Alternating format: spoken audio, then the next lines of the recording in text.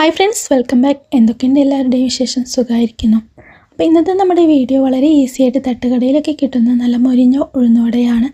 നല്ല പെർഫെക്റ്റ് ആയിട്ട് തന്നെ നമുക്ക് വീട്ടിൽ തയ്യാറാക്കി എടുക്കാൻ പറ്റും. വളരെ ഈസി ആയിട്ട് തന്നെ കുറച്ച് കാര്യങ്ങൾ ശ്രദ്ധിച്ചിട്ടുണ്ടെങ്കിൽ നമുക്ക് വീട്ടിൽ തന്നെ നല്ല മൊരിഞ്ഞ ഉഴുന്നുവട തയ്യാറാക്കി എടുക്കാൻ പറ്റും. അപ്പോൾ അതെങ്ങനെയാണെന്ന് നമുക്ക് നോക്കി വന്നാലോ. അതിന് വേണ്ടിയിട്ട് ഞാൻ ഒരു കപ്പ് ഉഴുന്നൊന്ന് കഴുകി വൃത്തിയാക്കിയതിന് ശേഷം ഒരു 4 മണിക്കൂർ ഞാൻ കുതിർത്തിയെടുത്തിട്ടുണ്ടായിരുന്നു. 4 മണിക്കൂർ ഞാൻ ഫ്രിഡ്ജിൽ വെച്ചിട്ടാണ് കുതിർത്തിയെടുത്തത്. അപ്പോൾ 4 മണിക്കൂറിന് ശേഷം ഫ്രിഡ്ജിൽ നിന്ന് എടുത്തതിന് ശേഷം വെള്ളമൊക്കെ ഒന്ന് കളഞ്ഞിട്ട് നമുക്ക് ഒരു മിക്സിയുടെ ജാറിലേക്ക് ഇട്ട് കൊടുത്തതിന് ശേഷം അരച്ചെടുക്കുകയാണ്. അപ്പോൾ നല്ല തണുത്ത ഉഴുന്നാണ് നമ്മുടെ കയ്യിലുള്ളത്. അപ്പോൾ മിക്സിയുടെ ജാറിലേക്ക് ഇട്ട് കൊടുത്തതിന് ശേഷം നമ്മൾ ഇത് ഐസ് ക്യൂബോ അല്ലെങ്കിൽ ഐസ് വാട്ടർ യൂസ് ചെയ്തിട്ട് വേണം നമ്മൾ മിക്സിയിലിട്ടിട്ട് അരച്ചെടുക്കാൻ വേണ്ടിയിട്ട്. ഒട്ടും വെള്ളം കൂടാൻ പാടില്ല. നമ്മൾ ആദ്യം ഒന്ന് അരച്ച് നോക്കാം. എന്നിട്ട് വെള്ളത്തിൻ്റെ കുറവുണ്ടെങ്കിൽ നമുക്ക് ഒരു ടീസ്പൂണായിട്ട് വെള്ളം ചേർത്ത് കൊടുത്തിട്ട് വേണം നമുക്ക് മിക്സിയിലിട്ടിട്ട് അരച്ചെടുക്കാൻ വേണ്ടിയിട്ട്. ഞാനിപ്പോൾ ഇവിടെ ഉഴുന്നെല്ലാം ഇട്ട് കൊടുത്തിട്ട് ഐസ് വാട്ടർ ഒരു 4 ടീസ്പൂണോളാണ് എനിക്ക് ആവശ്യമായിട്ടുണ്ടായിരുന്നത്. അപ്പോൾ അത് ഒഴിച്ചിട്ട് നല്ല രീതിയിൽ തന്നെ നല്ല മിക്സായിട്ട് അരച്ചെടുത്തിട്ടുണ്ട്. ഇതേപോലെ തിക്കായിട്ട് തന്നെ അരച്ചെടുക്കണം. ഒട്ടും തരി ഉണ്ടാവാൻ പാടില്ല, എന്നാലും കുറച്ച് തരിയും വേണം. ആ രീതിയിൽ വേണം നമ്മൾ അരച്ചെടുക്കാൻ വേണ്ടിയിട്ട് മാവ്. അപ്പോൾ നമ്മൾ ഉഴുന്നുവടയുടെ മാവ് തയ്യാറായിട്ടുണ്ട്. ഇതൊരു പാത്രത്തിലേക്ക് ഇട്ട് കൊടുത്തതിന് ശേഷം നമ്മൾ ഇതേ രീതിയിൽ നല്ല തിക്കായിട്ട് വേണം നമുക്ക് അരച്ചെടുക്കാൻ വേണ്ടിയിട്ട്. അപ്പോൾ ഒരു പാത്രത്തിലേക്ക് ഇട്ട് കൊടുത്തതിന് ശേഷം നമുക്കത് ഒരു അരമണിക്കൂർ ഇനിയൊന്ന് ഫ്രിഡ്ജിലേക്ക് വെക്കാം. ആ സമയം കൊണ്ട് നമുക്കതിലേക്ക് ആവശ്യമായിട്ടുള്ള സാധനങ്ങളൊക്കെ ഒന്ന് അരഞ്ഞെടുക്കാം.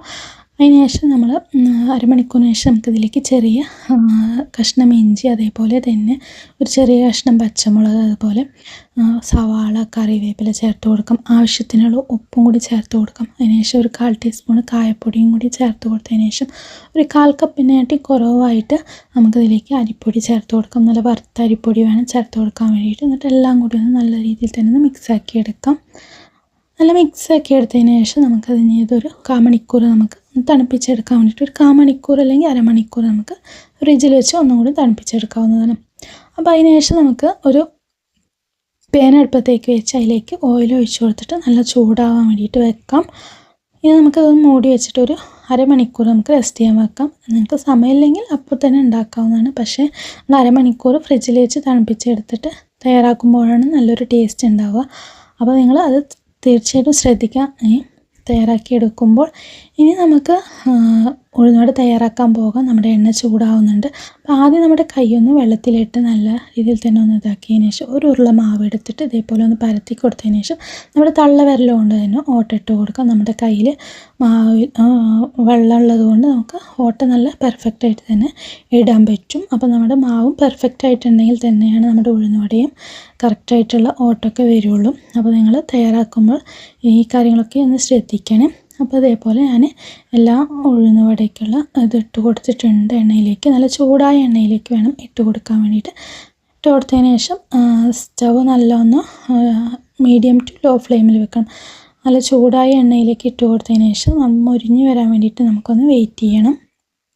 എണ്ണ നല്ല ചൂടായതിന് ശേഷം വേണം നമ്മൾ ഇതിലേക്ക് ഓരോ ഉഴുന്നുവടയും ഇട്ട് കൊടുക്കാൻ വേണ്ടിയിട്ട്. അപ്പോൾ നമ്മുടെ ഉഴുന്നുവടയൊക്കെ ഒന്ന് മൊരിഞ്ഞ് വരുന്നുണ്ട്. ഇത് തിരിച്ചു മറിച്ചിട്ടിട്ട് നമുക്ക് ഒന്ന് മൊരിയിച്ചെടുക്കണം. ഇപ്പോൾ നമ്മുടെ ഉഴുന്നുവട നമുക്ക് പെർഫെക്റ്റായിട്ട് തന്നെ കിട്ടിയിട്ടുണ്ട്. അപ്പോൾ നിങ്ങളും തീർച്ചയായിട്ടും ഇതേപോലെ ഒന്ന് ട്രൈ ചെയ്ത് നോക്കി നോക്കുക. നിങ്ങൾക്ക് വീഡിയോ ഇഷ്ടമായിട്ടുണ്ടെങ്കിൽ ഒന്ന് ലൈക്ക് ചെയ്യുക, അതേപോലെ തന്നെ ഷെയർ ചെയ്യുക. അതേപോലെ തന്നെ ആദ്യമായിട്ടാണ് എൻ്റെ ചാനൽ കാണുന്നവരാണെങ്കിൽ ഒന്ന് സബ്സ്ക്രൈബ് ചെയ്തിട്ട് തൊട്ടടുത്തുള്ള ബെല്ലൈക്കൺ ഓൾ ഓപ്ഷൻ അടിച്ചിടാനും മറക്കരുത്.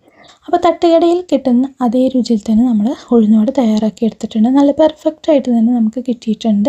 അപ്പോൾ നിങ്ങൾ ഉഴുന്നുവടക്ക് മാവ് തയ്യാറാക്കുമ്പോൾ ഒരു അരമണിക്കൂറെങ്കിലും ഒന്ന് ഫ്രിഡ്ജിൽ വെച്ചിട്ട് തയ്യാറാക്കി എടുക്കാൻ പറ്റും. ഇതിലേക്ക് നമ്മൾ ആപസോഡയും ഒന്നും ചേർക്കാതെ തന്നെ നമുക്ക് പെർഫെക്റ്റായിട്ട് തന്നെ കിട്ടിയിട്ടുണ്ട്.